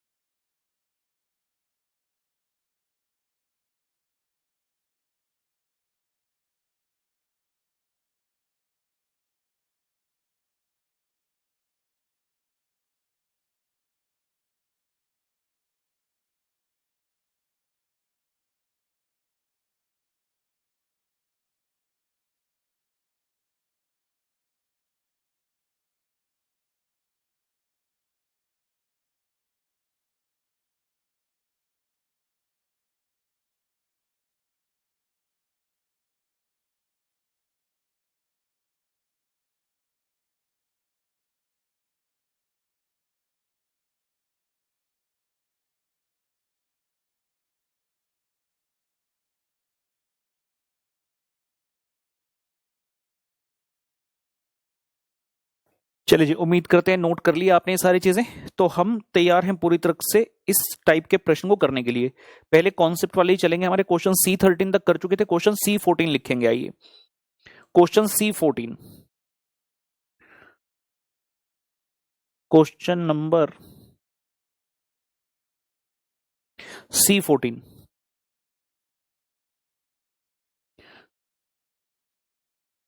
Laddu limited issued, Laddoo limited issued 10% ₹40 lakh debentures of ₹100 each, 10% ₹40 lakh debenture of ₹100 each, full stop. Tax rate is 40%. Debentures are redeemable at par. Debentures are redeemable at par, full stop. Find KD if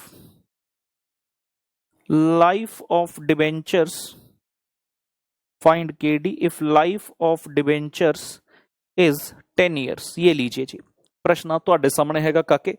बच्चे कह रहे sir ये तो पढ़ाई start होगी, तो पढ़ाई तो स्टार्ट हो रही थी, आपको क्या लगा था सिर्फ मजे करेंगे? सिर्फ मजे तो नहीं होंगे यार, पढ़ना तो पड़ेगा, पढ़ना तो पड़ेगा। हाँ, बीच बीच में करते रहेंगे मजे, लेकिन पढ़ाई सबसे सर्वोपरि है।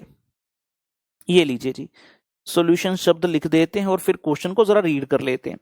लड्डू लिमिटेड ने इशू के 10% वाले यानी कि कूपन रेट है 10%, रुपी 40 लाख डिबेंचर, अमाउंट से कुछ नहीं लेना देना, फेस वैल्यू बताओ 100 रुपए ईच बता दी, टैक्स रेट है 40% के अंदर, debentures are redeemable at par, मतलब रिडेम्पशन वैल्यू तो 100 रुपए ही है। Find KD if life of debentures is 10 year. जैसे उसने बोला 10 ईयर्स मतलब रिडीमेबल वाला केस है, रिडीमेबल वाला केस है, तो इसमें वो वाला फॉर्मूला लगेगा जो हमने अभी सीखा। और हम ICAI यूजेस दिस, यहां पे लिख दें एक बार, ICAI मोर पॉपुलर मेथड में लिख दें।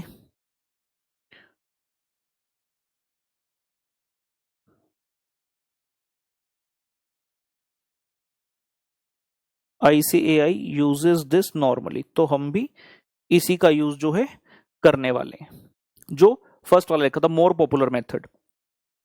तो हमें क्या क्या चीजें चाहिए? सबसे पहले चाहिए पुत्र I इज इक्वल टू 100 रुपए दी फेस वैल्यू, 10% का इंटरेस्ट है, ये हो गया जी 10 रुपए। उस तो बाद आया T, कितना है 40% मींस 0.40। और क्या चाहिए? N, लाइफ कितनी है? उसने बोला 10 ईयर्स। नेट प्रोसीड्स की बात करें, कुछ भी किसी प्रकार का प्रीमियम डिस्काउंट फ्लोटेशन कॉस्ट नहीं है, तो फेस वैल्यू पर डिबेंचर ही आ गई सेम, यानी कि 100 रुपए। आरवी रिडेम्पशन वैल्यू, तो उसने खुद ही बोल दिया debentures are redeemable at par, par मतलब फेस वैल्यू पर डिबेंचर, तो ये भी कितना है 100 रुपए जी, ये भी कितना है 100 रुपए। तो ये तो आसान हो गया, फॉर्मूला लगा लेंगे हम, KD is equal to I into 1 minus T plus RV minus NP upon N whole divide by RV plus NP upon 2 multiply by 100।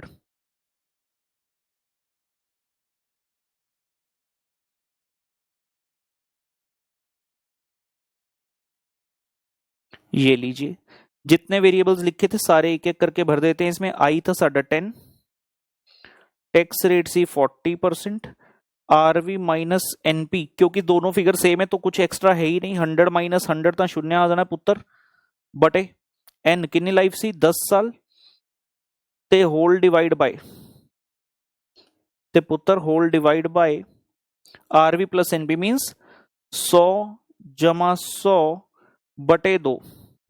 जब ओपनिंग और क्लोजिंग फिगर सेम है तो ये भी सेम आ जाएगा, डिवाइड बाय 2 मल्टीप्लाई बाय 100। थोड़ा simplify करेंगे, 10 into 1 minus 0.4 हो गया 6, ए हो गया 0, ते बटे विच की है 100, 100 जमा 100 बटे 2, 200 बटे 2, 100 इंटू 100, तो ये उत्तर आपका आ गया जी 6%। ये उत्तर आ गया जी अपना 6%। अगर आप इस क्वेश्चन को इररिडीमेबल वाले फॉर्मूला से भी करते तो भी आंसर सेम आता। रीजन, एनपी और आरवी सेम है, जो एक्स्ट्रा इंपैक्ट आना था अगर आप इसको देखते हैं तो 0 आ गया, यही तो एक्स्ट्रा था। या डिनोमिनेटर एक्स्ट्रा होता है, डिनोमिनेटर में भी क्या है, क्योंकि एनपी और आरवी सेम है तो उनका एवरेज लेकर भी वो सेम ही वैल्यू आ गई। नॉर्मल में एनपी भी तो 100 ही था, तो अगर आप I into 1 minus T upon NP यानी कि इररिडीमेबल वाले फॉर्मूला से भी करते तो इसमें सेम आता। ये सिर्फ वैसे ही बता दिया, करना नहीं है एक्चुअल में। कई एग्जाम में सोचो छोटा है, कर आता हूं छोटा फॉर्मूला लगाकर। तो ये आ गया जी 6%। ये था हमारा क्वेश्चन नंबर C14। धीरे धीरे लेवल बढ़ाएंगे इसमें, अच्छी कैलकुलेशंस हैं और एग्जाम में कैलकुलेशन मिस्टेक भैया होनी नहीं चाहिए, जरा सी भी कैलकुलेशन की कोई गुंजाइश नहीं है मिस्टेक की। फिर बच्चे एग्जाम से आकर कहते हैं अरे शिट यार ये गलती हो गई, वैसा नहीं चाहिए अपने को, कतई भी नहीं। ये लीजिए प्रश्न नंबर C15, question number C15 same as question C14 except that debentures are issued at except that debentures are issued at 10% discount.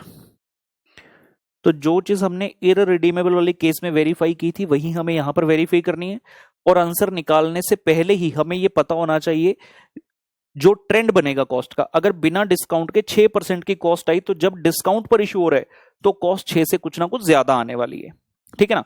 तो हम क्या करेंगे, सबसे पहले वेरिएबल्स निकाल लें। आई है आपका 100 इंटू 10%, दैट इज पुत्र 10 रुपी। टैक्स रेट है 40%, 0.40। लाइफ सेम है 10 ईयर्स। जब एनपी की बात आई हम कहेंगे जी फेस वैल्यू पर डिबेंचर सी 100 रुपए दी, माइनस हो गया डिस्काउंट ऑन इशू। क्वेश्चन बोलिया तुसी डिस्काउंट तो इशू कर रहे हो, 100 रुपए दी फेस वैल्यू, 100 रुपए दा 10%, ये आ गया जी 10 रुपये। तो ए वैल्यू आ गई जी 100 माइनस 10, 90 रुपये। कोई फ्लोटेशन कॉस्ट वगैरह नहीं है इसलिए इंपैक्ट नहीं आया। और जब बात करेंगे रिडेम्पशन वैल्यू की, यहां पर एक इंपॉर्टेंट पॉइंट आता है। अब तक कुछ बच्चों को यह लग रहा होगा कि अगर साइलेंट केस हो ना, जितना एनपी उतना आरवी। नहीं, ये देखिए मैंने क्लियरली क्या लिखा है, face value, the word is face value. अगर रिडीमेबल एट पार है या साइलेंट केस है तो फेस वैल्यू मानना।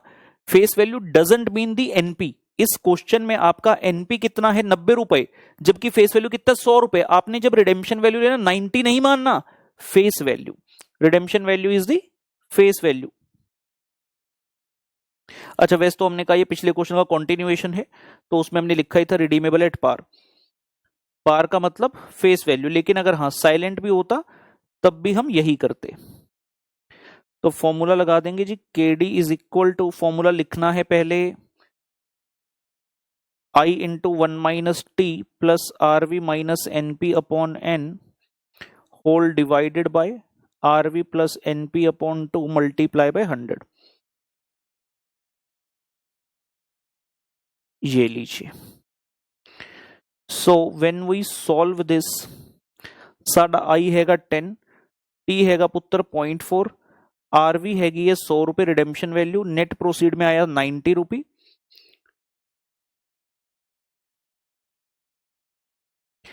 डिवाइड बाय 10 और डिनोमिनेटर में 100 प्लस 90 अपॉन 2 मल्टीप्लाई बाय 100। तो थोड़ा थोड़ा सिंप्लीफाई कर लें। 10 इंटू 1 माइनस 0.46, 100 माइनस 90 10, 10 बाई 10 1 ते पुत्र होल डिवाइड बाय 190 बटे 2, 2 निम्मी 18 ते 2 5 10, 7 बटे 95 गुना 100। आ भाई मिस्टर कैलकुलेटर, 7 बटे 95%, 7.368 आ रहा है, तो हम कर देंगे 7.37%। लेकिन हाँ, मेन चीज जो हम वेरीफाई करना चाहते थे वो हमसे वेरीफाई हो रही है। जब हमने C14 किया तो आंसर आया 6%, जहां पर आपने इशू किया था एट पार। लेकिन जैसे ही आपने इशू किया डिस्काउंट पर तो आपकी जो इफेक्टिव कॉस्ट है वो सीधा 6% से बढ़कर पहुंच गई 7.37। इंटरेस्ट की कॉस्ट सेम ही है, लेकिन जो आरवी और एनपी की कॉस्ट है ये 1 रुपया आपका एक्स्ट्रा आया, जो पिछले में 0 था। दूसरा, डिनोमिनेटर C14 में क्या था, 100 था, आपको इनफ्लो ज्यादा हुआ था। लेकिन यहां पर जो एवरेज वैल्यू है, मतलब इनफ्लो के तौर पर जो हम ले रहे हैं डिनोमिनेटर में एवरेज, वो यहां पर 100 नहीं है, वो 95 है। ठीक है, चलो ये जो येलो येलो की थे इसको निकाल दिया।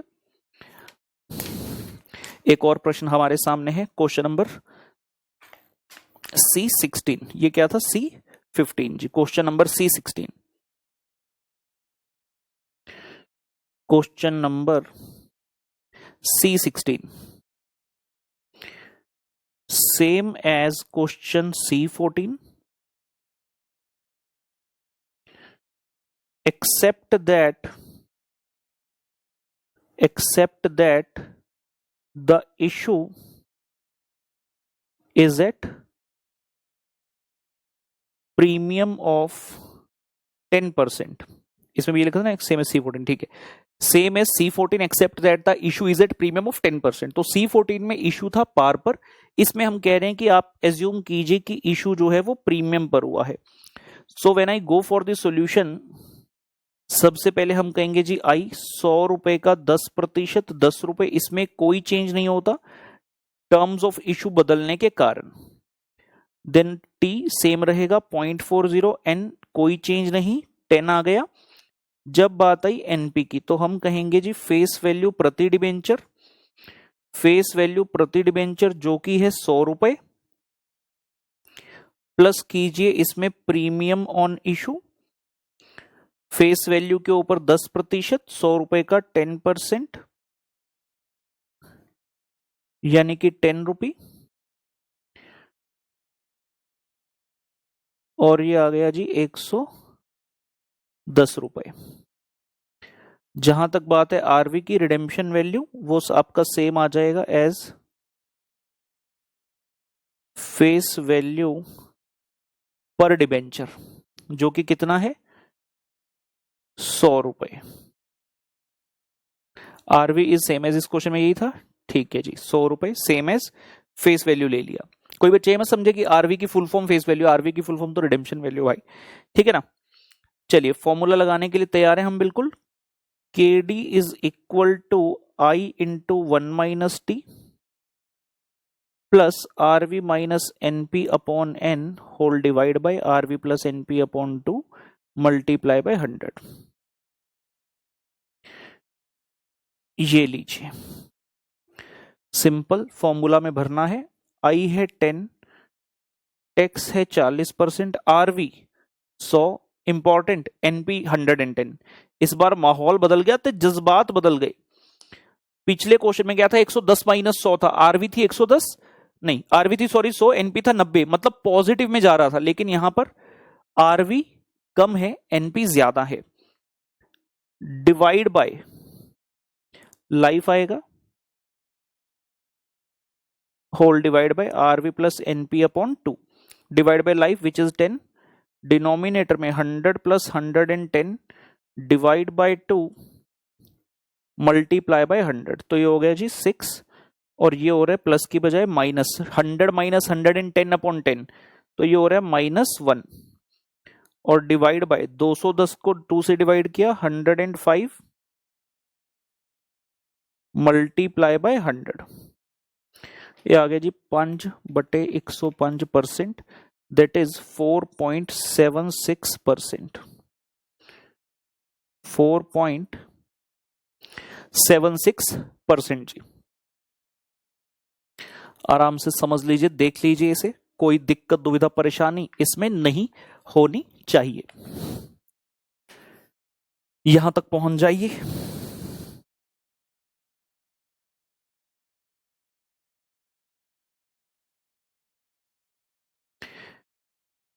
क्वेश्चन इससे संबंधित 2 और करना है, लेकिन हम ज्यादा बर्डनाइज नहीं करना चाहते। यहां तक हमने मेन क्या सीख लिया, सेम चीज जो इररिडीमेबल में थी वो रिडीमेबल में कैरी ऑन हो गई। अगर आप इशू करते हैं पार पर, इन दैट केस आंसर आया 6%, लेकिन जैसे हम डिस्काउंट पर शिफ्ट हुए तो आपकी जो कॉस्ट है नेट कॉस्ट वो बढ़ गई 6 से 7.37 हो गई। फिर जैसे ही हमने कहा यार एक बार करके देखते हैं कि अगर हम प्रीमियम पर इशू करते हैं, प्रीमियम पर इशू करते साथ ही आपकी नेट कॉस्ट 4.76 तक आ गई, जहां एट पार 6 थी यहां 4.76 तक पहुंच गई। तो हमें साफ साफ क्लियरली ये समझ में आ रहा है अभी कि पार, डिस्काउंट और प्रीमियम में वर्क किस प्रकार से होता है, इररिस्पेक्टिव ऑफ वो इररिडीमेबल डिबेंचर है कि रिडीमेबल डिबेंचर है, ठीक है ना। तो आज के लेक्चर में हम यहीं तक रुकते हैं। आपको होम पजल से एक प्रश्न दिया गया है, प्रश्न नंबर 1, वो क्वेश्चन आप जरूर कर लेंगे। शुरू के लेक्चर है, मैं ज्यादा बर्डनाइज नहीं करना चाहता कि हमें एफएम से डरना नहीं है, हमें एफएम से प्यार करना है, और किस सब्जेक्ट से प्यार करने के लिए बहुत जरूरी है कि हम उसके साथ जो है कदम से कदम मिलाकर चलें और उसके प्रति अपने दिल में जगह बनाएं। और अगर मैं एक ही दिन में बहुत सारा करा दूंगा तो दिल में जगह नहीं बनेगी, नफरत हो जाएगी, जो हम नहीं चाहते, ठीक है ना। चलिए एनी हाउ आज का लेक्चर करते हैं समाप्त दोस्तों। मुलाकात होगी अगले सेशन में। नया होमवर्क का रजिस्टर लगाइए, उसमें पहला प्रश्न करके आइए, चेक करेंगे। तब तक के लिए बाय बाय।